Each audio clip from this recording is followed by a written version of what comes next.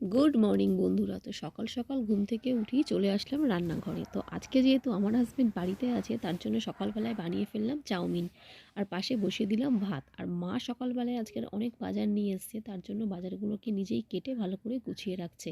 দেখতে পাচ্ছে বৌমা রান্না করছে, তো কি করবে, এক হাতে তো সব কিছু করা সম্ভব না। তারপরে সবাই মিলে খেয়ে নিলাম ব্রেকফাস্ট। আর আজকে দুপুরবেলার লাঞ্চ মেনু ছিল কুমড়ো ভাজা, সঙ্গে ডাল, মাছের মুড়ো দিয়ে বাঁধাকপির তরকারি, আর বোয়াল মাছের পাতলা করে ঝোল করেছিলাম। তো খাওয়া দাওয়া কমপ্লিট করে বিকালবেলায় চলে গেছিলাম বাপের বাড়িতে। বাপের বাড়িতে গিয়ে বাবা মাকে দেখে একটুকরো শান্তি মনের মধ্যে পেলাম। কারণ যতই যাই হোক না কেন, শ্বশুর বাড়িতেই তো সবসময় থাকি, বাপের বাড়িতে তো সেরকমভাবে যাওয়া হয় না, কিন্তু যখনই যাই বাবা মাকে দেখলেই যেন মনে একটা আলাদা শান্তি মেলে।